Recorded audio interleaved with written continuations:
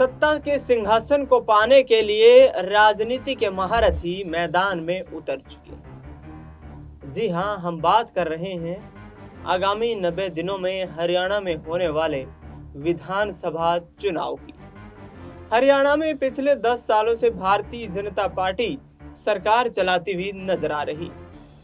नायब सिंह सैनी हरियाणा के इस वक्त मुख्यमंत्री हैं और नायब सिंह सैनी ने हरियाणा के कुरुक्षेत्र में विजय शंखनाद रैली के माध्यम से एक बार फिर से उस वोट बैंक को साधने की कोशिश की, प्रयास किया जिस वोट बैंक के सहारे बीजेपी ने पिछले 2 बार में यहाँ पर 2 टर्म में लगातार सरकारें बनाई।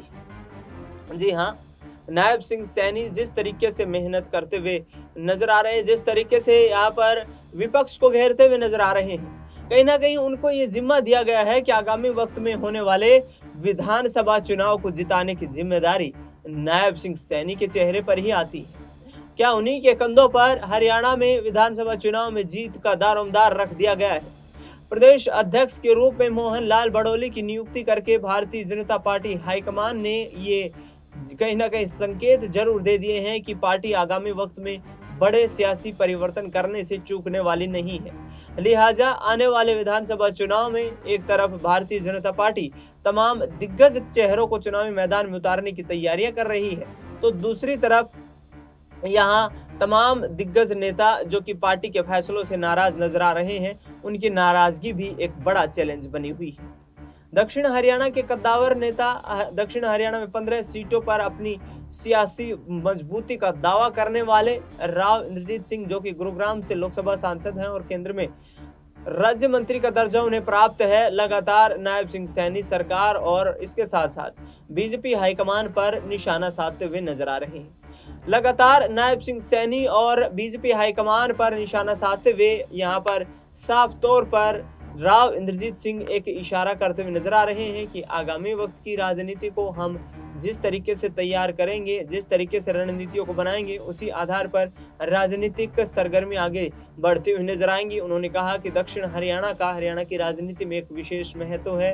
लगातार वर्ष 1966 से और 2024 तक जो सरकारें बनी हैं वो दक्षिण हरियाणा में मजबूती के चलते ही चंडीगढ़ में बन पाई। यानी कि उन्होंने साफ तौर पर कहा कि 2 ऐसी लोकसभा की सीटें, या यूं कहें कि 3 ऐसी लोकसभा की सीटें जो दक्षिण हरियाणा में आती हैं, जिसमें फरीदाबाद, गुरुग्राम, भिवानी, महेंद्रगढ़ लोकसभा सीट, तीनों सीटों पर बीजेपी ने बाजी मार के कहीं ना कहीं ये दर्शा दिया है कि आने वाले वक्त में भी यह सियासी जमीन उनके लिए कमजोर नहीं हुई है, क्योंकि 5 सीटों पर भारतीय जनता पार्टी ने लोकसभा का चुनाव जीता है, जिसमें 3 सीटें दक्षिण हरियाणा से आती हैं।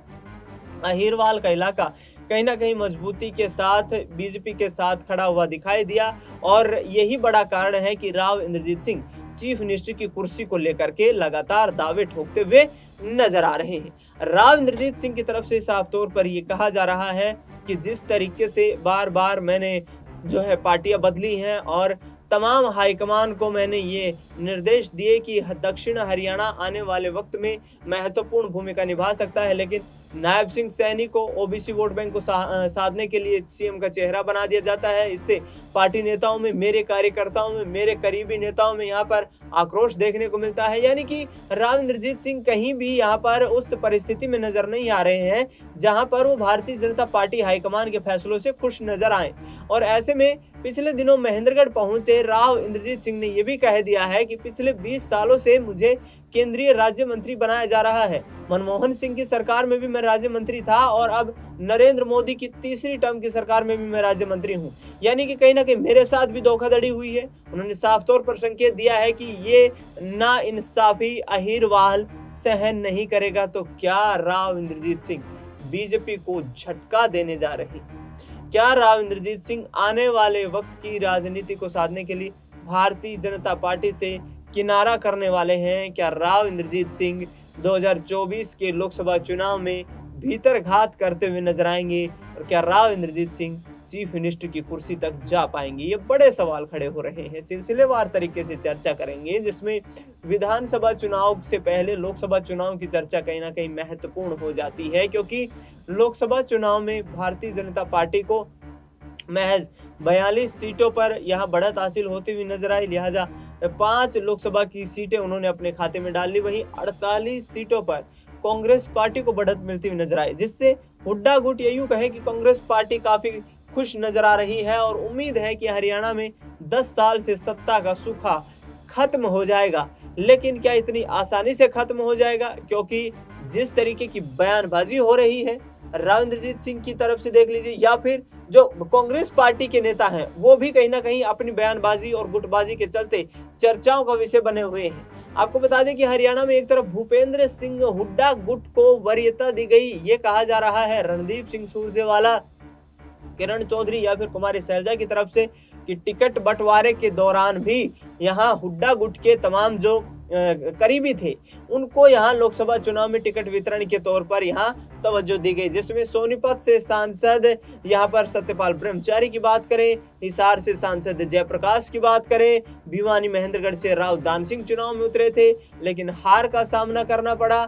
इसके साथ साथ करनाल से जिस तरीके से दिव्यांशु बुद्धिराजा को उतारा गया था, अंबाला से वरुण मुलाना जीत करके आए हैं, महेंद्र प्रताप सिंह को फरीदाबाद सीट से उतारा गया था, राज बब्बर गुरुग्राम लोकसभा सीट से चुनावी मैदान में उतरे थे। तो ये कहीं ना कहीं जो पूरी तैयारियां थी इनका कहीं ना कहीं आधार मानते हुए साफ तौर पर ये कहा जा रहा है कि कांग्रेस पार्टी कहीं ना कहीं हुड्डा गुट पर ज्यादा डिपेंडेंट करती है, ज्यादा डिपेंड दिखाई देती है और ऐसे में आने वाले वक्त की राजनीति को साधने के लिए किस तरीके का सियासी समीकरण बनता हुआ ये तो नजर आएगा।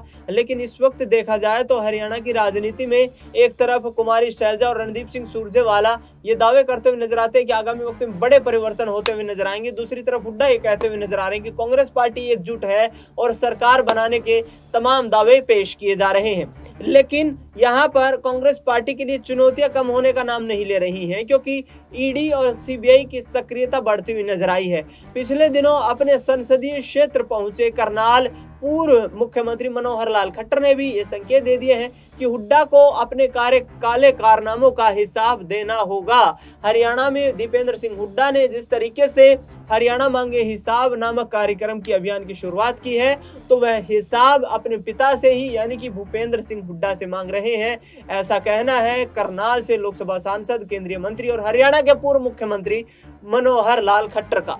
यानी कि साफ तौर पर कहीं ना कहीं बीजेपी अब आने वाले वक्त में ईडी और सीबीआई की कार्रवाई को लेकर के विपक्षी नेताओं को घेरती हुई नजर आ सकती है। पिछले दिनों हमने देखा कि महेंद्रगढ़ से विधायक राव इंद्रजीत सिंह और सोनीपत से विधायक या सुरेंद्र पवार के तमाम ठिकानों पर छापेमारी की गई और भारी मात्रा में कैश और उसके साथ साथ कुछ जरूरी यहाँ पर दस्तावेज भी जब्त किए गए। लेकिन देखना यह होगा कि हरियाणा की राजनीति में क्या वाकई आने वाले वक्त में बड़ा सियासी परिवर्तन आता हुआ दिखाई देता है। क्या ईडी सीबीआई की सक्रियता के चलते यहाँ पर कांग्रेस पार्टी कमजोर होती हुई नजर आएगी और किसानों को एमएसपी देने का जो ऐलान किया है नायब सिंह सैनी ने, क्या आगामी वक्त में एमएसपी पर तमाम जो है फसलें खरीदी जाएंगी? तो क्या वाकई में ऐसा होगा कि हरियाणा में आने वाले वक्त में बीजेपी एक बार फिर से सत्ता की यहाँ पर जो है बाजी लगाती हुई नजर आए और हैट्रिक लगाने में कामयाब होती हुई दिखाई दे? फिलहाल इस खास कार्यक्रम में इतना ही। देश दुनिया की तमाम बड़ी खबरों के लिए आप देखते रहिए SPN 9 न्यूज।